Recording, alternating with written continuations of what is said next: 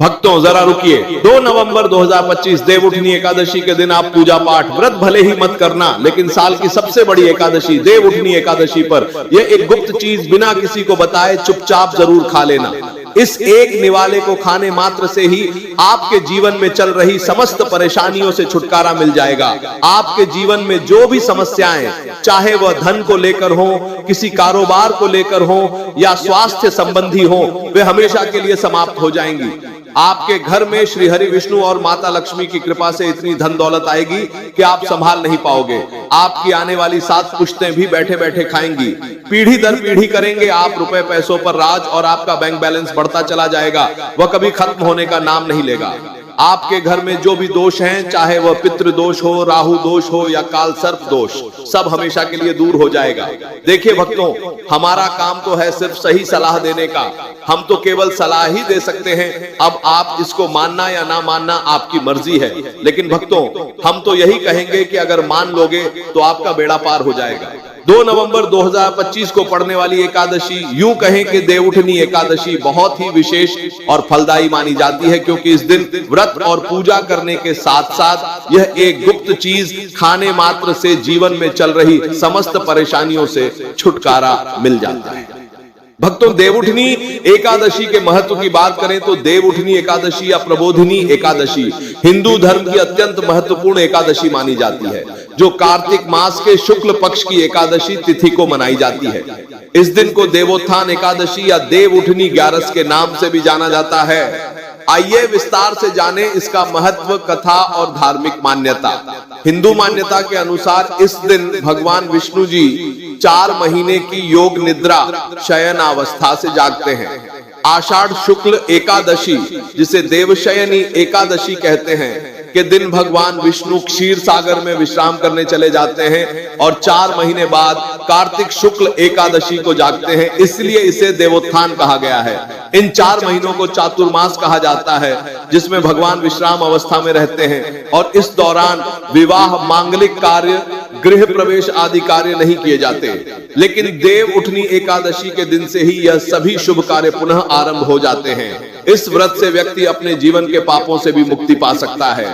ठीक उसी तरह देवउठनी एकादशी के दिन यह चीज खाने से जीवन में सुख, शांति और समृद्धि आती है और आपकी समस्त मनोकामनाएं पूर्ण होती हैं। वैसे तो देवउठनी एकादशी का व्रत फलाहार रखा जाता है, लेकिन अगर देवउठनी एकादशी की रात या विशेष चीज खा लेते हैं तो आपके घर में धन संपदा इतनी बढ़ जाएगी कि वह कभी समाप्त नहीं होगी। यह उपाय बहुत ही सरल और चमत्कारी है, जिसे अपने जीवन में जरूर लागू करना चाहिए। भक्तों, पूज्य गुरु जी ने अभी अभी अपनी विष्णु सहस्त्र नाम की कथा में बताया कि आने वाली देवउठनी एकादशी के दिन जिन लोगों के घर में खाई या बनाई जाती है यह 3 चीज, उसके घर में पूरे साल होती है धन दौलत की वर्षा। जी हाँ दोस्तों, ये इस बार की देवउठनी एकादशी पूरे के पूरे 124 वर्षों के बाद दुर्लभ सहयोग में पड़ने जा रही है। तो ऐसे में इस एकादशी का महत्व हिंदू धर्म के लोगों के लिए और भी बढ़ जाता है। और पूज्य गुरु जी ने कहा है कि देवउठनी एकादशी के दिन भले ही पूजा पाठ ध्यान करना या ना करना, लेकिन यह एक गुप्त चीज जरूर खा लेना। भगवान विष्णु जी और माता लक्ष्मी जी के आशीर्वाद से आपके घर में इतना पैसा आएगा कि संभाल नहीं पाओगे। साथ ही दोस्तों, हम आपको इस वीडियो में यह भी बताएंगे कि चाहे कुछ भी हो जाए, लेकिन देवउठनी एकादशी पर ऐसा खाना घर में भूलकर भी मत बनाना और न ही उसे खाना। पूरा घर परिवार पर संकट आ सकता है।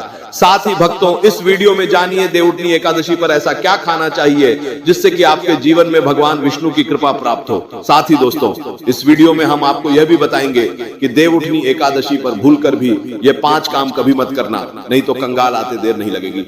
जो भी माताएं बहनें देवउठनी एकादशी के दिन इन 5 कामों को करती हैं तो उसकी जिंदगी बर्बाद हो जाती है, घर में कंगाली छा जाती है।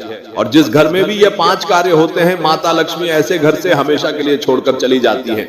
साथ में हम आपको यह भी बताएंगे कि देवउठनी एकादशी के दिन अगर आप इन चीजों का दान कर देते हो तो आपके घर में कभी धन की कमी नहीं होगी, हमेशा ही रुपया पैसा आपके घर में आएगा। इसलिए हम आपको जो जानकारी बताते हैं वह बिल्कुल मुफ्त होती है। वीडियो को पूरा देखें, अधूरा न छोड़ें। जो लोग वीडियो को आधा अधूरा छोड़कर आगे बढ़ जाते हैं, फिर उन्हें जीवन में कभी सफलता हासिल भी नहीं हो सकती। इसलिए जब भी कोई वीडियो देखें, उसे शुरू से अंत तक पूरा देखा करें। भक्तों, चाहे जो भी हो जाए, लेकिन देवउठनी एकादशी के दिन एक छोटी सी चीज जरूर खा लेना। यकीन मानिए, यदि अगर आपने खा लिया तो आपको करोड़पति बनने से विधाता भी नहीं रोक सकते। जी हां दोस्तों, इस बार 144 वर्षों के बाद देवउठनी एकादशी ऐसे शुभ समय में पड़ने जा रही है जो हिंदू धर्म में सबसे श्रेष्ठ मानी जाती है। इस दिन किया गया कोई भी उपाय कभी भी निष्फल नहीं जाता, बेकार नहीं जाता, हमेशा लाभ ही लाभ प्रदान करवाता है। चलिए भक्तों, अब हम आपको देवउठनी एकादशी की थोड़ी सी जानकारी दे देते हैं। इस बार 2025 में देवउठनी एकादशी को लेकर लोगों के मन में बहुत कंफ्यूजन है कि यह व्रत कब रखा जाएगा, पूजा कैसे करनी है, शुभ मुहूर्त क्या रहेगा और क्या नहीं खाना है। इस वीडियो में हम आपके सभी सवालों के जवाब देंगे, बस आपको इस वीडियो को पूरा देखना होगा। इन सभी सवालों का उत्तर हम इस वीडियो में देंगे और साथ ही बताएंगे कि वह कौन सी चीज है जो इस दिन आपको जरूर खानी चाहिए। अगर आपने ये खा ली तो धनवान बनने से विधाता भी आपको नहीं रोक सकते। साथ ही भक्तों, देवउठनी एकादशी के दिन भक्तों गाय को एक चीज जरूर ही खिलानी चाहिए। अगर आप देवउठनी एकादशी के दिन गाय को ये एक चीज खिला देते हो तो माता लक्ष्मी जी की कृपा से आपके जीवन में धन आने के सभी रास्ते खुलते चले जाएंगे। भक्तों, चलिए पहले हम आपको बता देते हैं कि देवउठनी एकादशी की सही डेट टाइम क्या है, फिर हम आपको बारी बारी से सभी जानकारी बताते हुए चलेंगे और यह भी बताएंगे कि वह कौन सी चीज है जो हमें देवउठनी एकादशी के दिन जरूर ही खा लेनी चाहिए। और भक्तों, साथ में हम आपको बताएंगे कि इस दिन एक चीज भूलकर भी नहीं खानी चाहिए। अगर आप ये चीज भूलकर भी खा लेते हो तो आपके घर में अनहोनी हो सकती है। तो ऐसा अनर्थ काम भूलकर भी मत करना और अनर्थ होने से पहले वीडियो को आप पूरा जरूर देख लेना। बहुत ही खास और ज्ञानवर्धक वीडियो है। तो चलिए भक्तों, जानते हैं देवउठनी एकादशी की सही डेट टाइम के बारे में। प्रिय भक्तों, इस वर्ष देवउठनी एकादशी 2025 का पवित्र पर्व 2 नवंबर 2025 रविवार के दिन मनाया जाएगा। यह एकादशी कार्तिक मास के शुक्ल पक्ष की एकादशी तिथि को आती है, जिसे देव प्रबोधिनी एकादशी या देवोत्थान एकादशी भी कहा जाता है। इस दिन भगवान श्री हरि विष्णु योग निद्रा से जागृत होकर सृष्टि के सभी शुभ कार्यों का संचालन पुनः आरंभ करते हैं। एकादशी तिथि का प्रारंभ 8 नवंबर 2025 को प्रातः 9:11 बजे से होगा और एकादशी तिथि का समापन 2 नवंबर 2025 को प्रातः 7:21 बजे पर होगा। क्योंकि सूर्योदय के समय एकादशी तिथि विद्यमान रहेगी, इसलिए व्रत, पूजा और उपासना 2 नवंबर रविवार को ही की जाएगी। यही दिन शास्त्रों के अनुसार सर्वश्रेष्ठ व्रत तिथि मानी गई है। पूजा का शुभ मुहूर्त 2 नवंबर 2025 रविवार देवउठनी एकादशी के दिन प्रातः काल स्नान के बाद स्वच्छ वस्त्र पहने भगवान श्री हरि विष्णु और तुलसी माता का पूजन करें। पूजन का श्रेष्ठ समय प्रातः 6:15 बजे से जो 8:45 बजे तक रहेगा।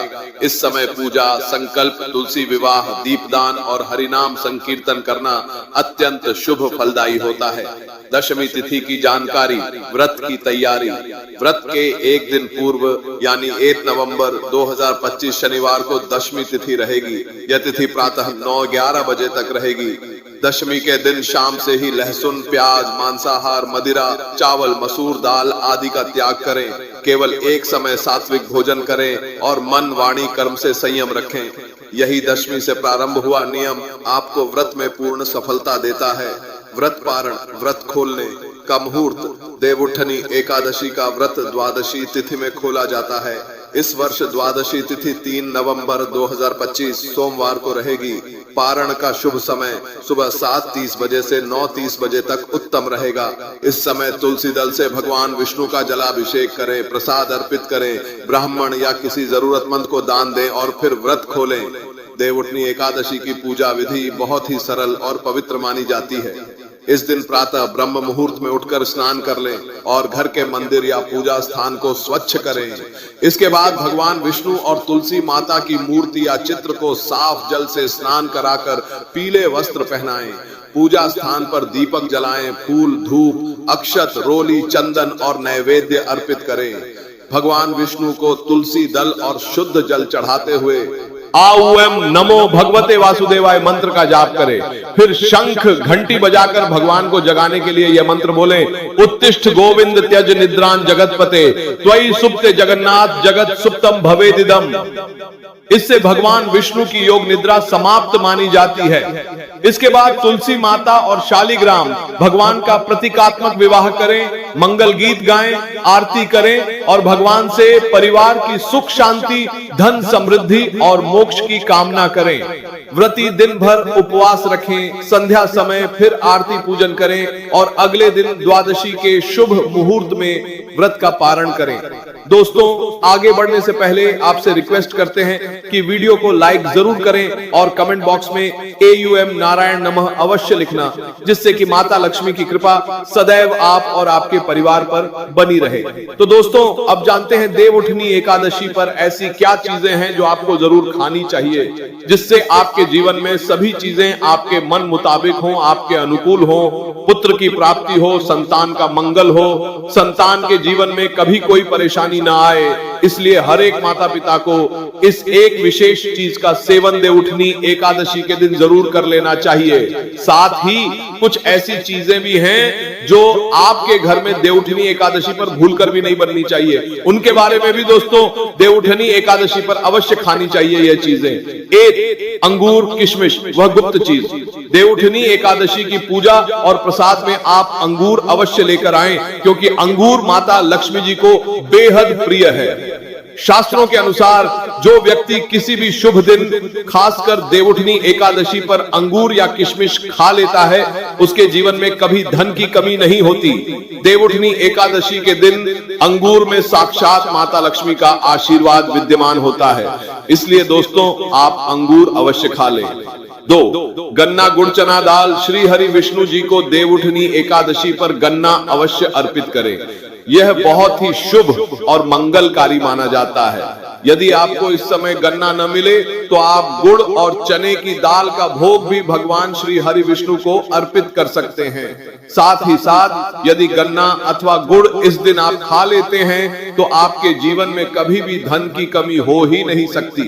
3, मखाने की खीर। इस दिन माता लक्ष्मी को मखाने जरूर चढ़ाने चाहिए। जिस तरह मां लक्ष्मी की उत्पत्ति समुद्र से हुई थी, उसी तरह मखाने की उत्पत्ति भी जल से हुई थी। मखाने भी कमल के पौधे से मिलते हैं। आमतौर पर मखाने की खीर बनाकर श्री लक्ष्मी नारायण को अर्पित करने से घर में धन धान्य के भंडार भरे रहते हैं।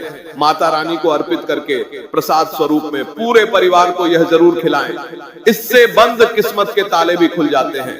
4, सीताफल। भक्तों, शास्त्रों में बताया जाता है कि देवउठनी एकादशी के दिन हमें सीताफल जरूर खाना चाहिए। सीताफल खाने से 10 ऐसी बीमारियां हैं जो खत्म हो जाती हैं। माना जाता है कि देवउठनी एकादशी के दिनों में सीताफल का घर में प्रवेश होना बहुत ही शुभ माना गया है, क्योंकि इसमें माता पिता का आशीर्वाद मिला हुआ होता है। माना जाता है कि भगवान राम के वनवास के दौरान माता सीता ने यही फल खाया था। सीताफल आपको जरूर खाना चाहिए। देवउठनी एकादशी पर क्या नहीं खाना चाहिए, वर्जित चीजें। 1, लहसुन प्याज का खाना। लहसुन प्याज का खाना कभी भी हमें देवउठनी एकादशी के दिन नहीं खाना चाहिए, क्योंकि इस दिन भगवान श्री हरि विष्णु और माता लक्ष्मी की पूजा का विधान है। जो प्याज का खाना खाता है उसके घर में हमेशा राहु केतु का वास हो जाता है। साथ ही साथ पितृदोष घर में आ जाता है। भगवान शनि भी नाराज हो जाते हैं। अगर घर में राहु केतु का वास हो जाएगा तो वहां पर माता लक्ष्मी और भगवान श्री हरि विष्णु की कृपा कभी नहीं बरसेगी। 2, चावल। साथ ही साथ देवउठनी एकादशी के दिन आपको चावल भी नहीं खाना चाहिए। इसलिए आप साबूदाने की खीर अथवा मखाने की खीर भगवान को अर्पित करें। 3, बैंगन की सब्जी। लेकिन याद रहे, जब देवउठनी एकादशी बुधवार के दिन पड़ जाए तो बैंगन की सब्जी मत खाना, पाप लगेगा। 4, डिब्बा बंद खाना। अक्सर बाजार से डिब्बा बंद खाना खा लेते हैं या कुरकुरे आदि खा लेते हैं जिनमें लहसुन प्याज होता है। इसलिए कम से कम देवउठनी एकादशी के दिन इन चीजों से दूर रहें। 5, नमक जूस में। व्रत के दौरान यदि जूस पी रहे हैं तो याद रखें उसमें नमक न डालें, नहीं तो व्रत टूट जाएगा। साथ ही साथ जूस में बर्फ भी नहीं डालनी चाहिए। फलों का सादा जूस ही पीने से व्रत सफल होता है। देवउठनी एकादशी पर न करें ये 5 गलतियां, वर्जित कार्य। पति पत्नी को आपस में दूरी बनाकर रखनी चाहिए। 2, सुहागन महिलाओं को बाल नहीं धोने चाहिए, इसलिए एक दिन पहले ही अपने बालों को धो लें। 3, तुलसी का पौधा, झाड़ू, सुहाग की सामग्री या नमक कभी भी किसी दूसरे व्यक्ति को नहीं देना चाहिए, इससे माता लक्ष्मी नाराज हो जाती है। 4, इस दिन स्त्री का अपमान नहीं करना चाहिए क्योंकि स्त्री स्वयं लक्ष्मी का रूप मानी जाती है। 5, घर का कचरा इस दिन बाहर भूलकर भी न फेंकें, नहीं तो आप कंगाल हो जाएंगे। घर का कचरा अगले दिन बाहर फेंकना चाहिए। भगवान श्री हरि विष्णु जी की कृपा प्राप्त करने के लिए, उनका विशेष आशीर्वाद प्राप्त करने के लिए पीली चीज घर में इस दिन अवश्य बनानी चाहिए, जैसे कढ़ी पकौड़ा या पीला हलवा अवश्य बनाना चाहिए, क्योंकि इस दिन पीला रंग स्वर्ण माना गया है, जिसे हम पीतांबरी कहते हैं। इसलिए आप खुद भी इस दिन पीले वस्त्र धारण करें, इससे आपको भगवान श्री हरि विष्णु जी का विशेष आशीर्वाद प्राप्त होगा। साथ ही देवउठनी एकादशी तिथि को हमें किसी से भी कर्ज नहीं लेना चाहिए।